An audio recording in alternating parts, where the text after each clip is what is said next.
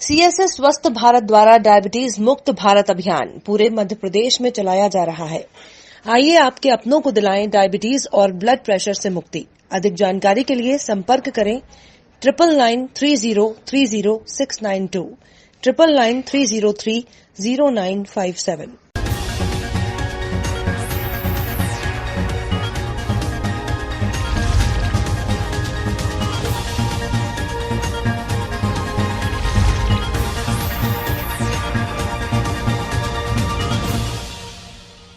नमस्कार, आप देख रहे हैं स्टेट टुडे न्यूज और मैं हूं आपके साथ रितु सिंह।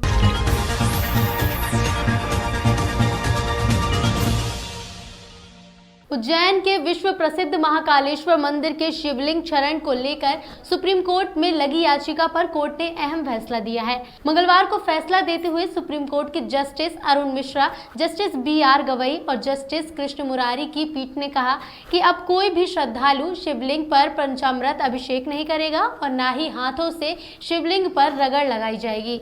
दरअसल ऐसा निर्णय इसलिए दिया गया क्योंकि महाकाल के शिवलिंग का लगातार क्षरण हो रहा था। साथ ही न्यायालय ने भगवान महाकाल को चढ़ने वाली भस्म को लेकर भी कहा कि एक टाइम आने पर शिवलिंग पर वस्त्र उड़ाकर भस्म चढ़ाई जाए। विश्व प्रसिद्ध महाकालेश्वर ज्योतिर्लिंग के शिवलिंग क्षरण को लेकर सर्वोच्च न्यायालय के अहम फैसले का मंदिर समिति के सदस्य, पुजारी, प्रशासक और आम श्रद्धालुओं ने स्वागत किया है और न्यायालय के निर्णय को पूरी तरह पालन करने को कहा है।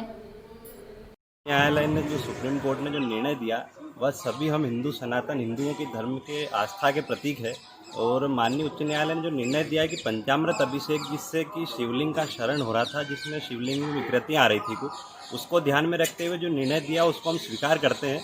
और साथ ही साथ मैं यह भी बताना चाहूँगा कि उस निर्णय में ये अच्छी बात हमको लगी है जो कि हमारी आस्था के अनुरूप है कि आम जनता भी उसके अंदर दूध और जल का अभिषेक प्रतिबंध नहीं किया है, जो कि हमारे लिए अच्छी बात है। सिर्फ पंचामृत प्रतिबंधित किया है और जब भी दर्शन चालू होंगे तो आम जनता भी जाके, आम श्रद्धालु भी जाके उसके अंदर जल और दूध का अभिषेक कर सकते हैं।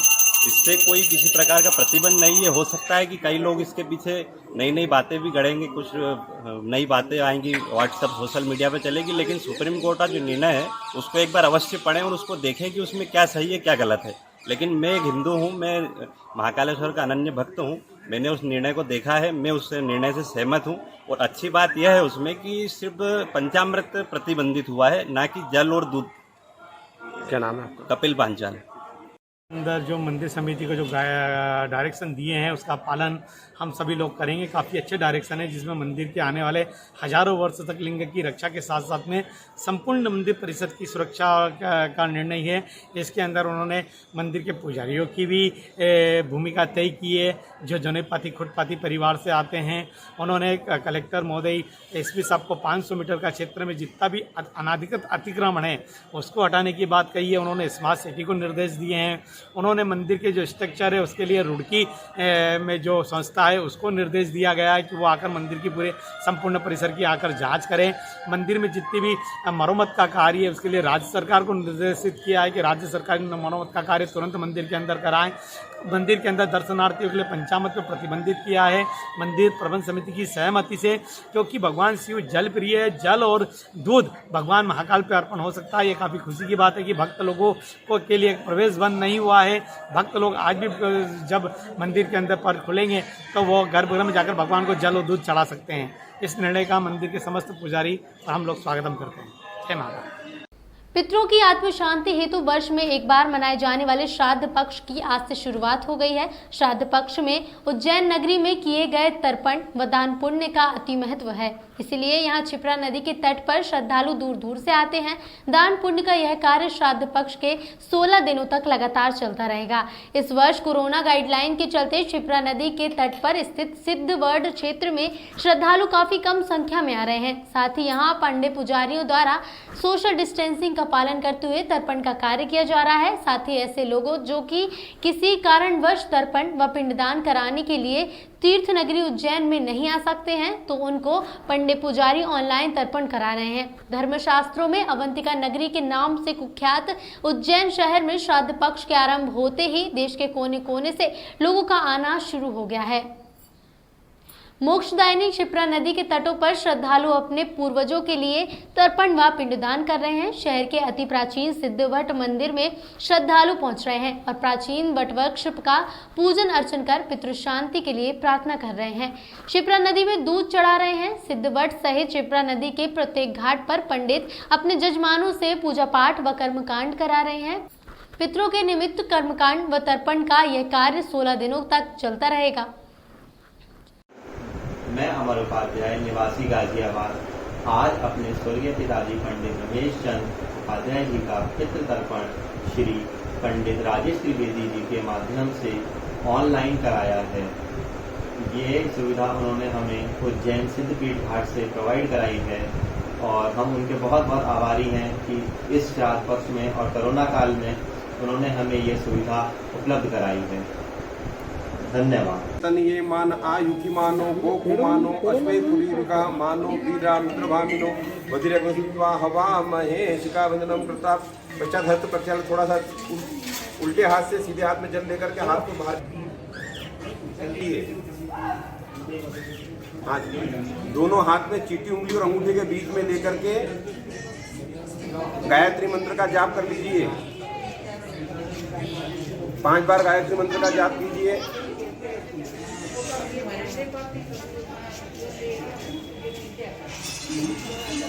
परमं पवित्रं प्रजापतिरेय सहजं पुरस्तात् आयुष्यमग्रं प्रतिमुं शुभ्रं यज्ञोपवीतं बलमस्तु तेजः।